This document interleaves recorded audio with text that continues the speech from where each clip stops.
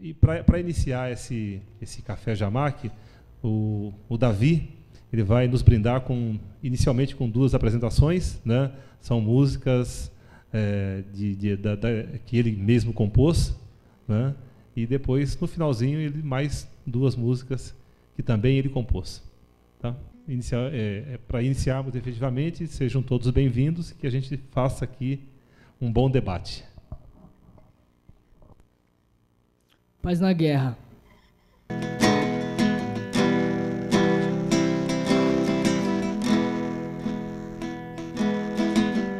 Hoje eu vou fazer um som e eles querem guerra. Trouxe cifras, não cifrões, junto com os violões. Hoje eu tenho uma missão desconhecida à terra, onde os ladrões de ontem vivem em paz e vivem em paz na guerra.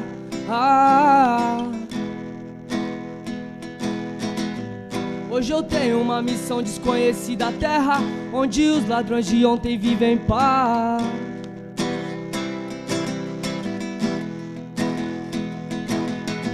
Observando a situação, o consumismo e a televisão, que nos move, nos envolve e nos suga.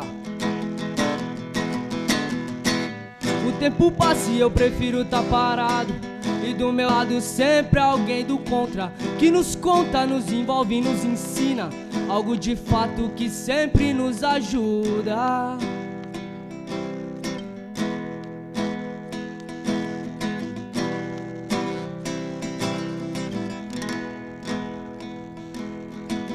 Observando a situação e todos os meios de comunicação, que nos move, nos envolve e nos suga.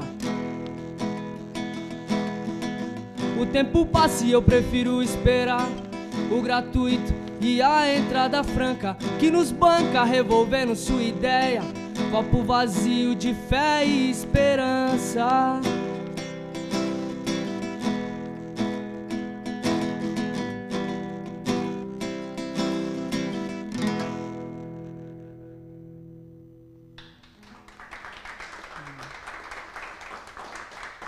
Então, pessoal, voltando aqui, olha, o Café Jamac, ele é uma iniciativa do Jardim Miri Arte Clube, em parceria com o Programa de Educação Tutorial da USP, o PET, da Filosofia da História, e também do Núcleo Aparecida Jerônimo da Consulta Popular. Ou seja, então, nós estamos nos somando para garantir, para viabilizar a realização desses encontros, né? E como a gente já falou aqui, vem acontecendo há aproximadamente 7 anos que nós estamos aqui promovendo encontros sobre assuntos diversos. E hoje nós vamos discutir a questão das drogas, né? E lembrando que é um assunto polêmico, é um assunto que literalmente dá muito pano para manga, e com a presença do Rodrigo Vaz, que ele é psicólogo e representante do DAR, e o professor Henrique, né, Henrique Carneiro é doutor em História Social da Universidade de São Paulo. Né? Então é isso aí. Tá? Para a gente garantir aqui a fala, né, garantir o debate, inicialmente a gente vai dar 20 minutos para cada um para que coloquem o seu ponto de vista, né, para que cada um possa colocar o seu ponto de vista, e depois a gente abre para o debate. Né? Está sendo transmitido online, né, o café está sendo transmitido via internet, e a gente costuma receber perguntas de fora também. Né? Então, acho que é esse aí o procedimento. Tá? Então, vamos lá. Então, boa tarde a todos. Agradeço o convite, enfim, do Mauro e do pessoal todo aqui. E eu queria iniciar fazendo, em primeiro lugar, uma definição do que é droga. Porque a gente vai falar de um assunto que, na verdade, o objeto não é claramente definido. Porque existem 3 tipos de circuitos de circulação de drogas. Você tem aquelas drogas que são as recreativas legais. Álcool, tabaco, café, uma série de substâncias energéticas, cafeínicas, o próprio chá, chimarrão, guaraná, etc.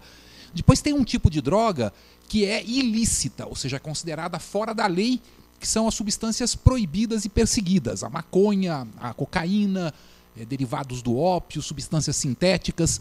E, finalmente, tem um terceiro tipo de droga, que são os da indústria farmacêutica, que são substâncias psicoativas, como calmantes, excitantes, então benzodiazepínicos, anfetaminas, remédios psiquiátricos, etc. Então, quando a gente fala em droga na sociedade, em primeiro lugar é preciso se dar conta de que essa tripla circulação dos produtos não é algo natural. Por que tem essa distinção? Aparentemente seria por uma questão da saúde pública.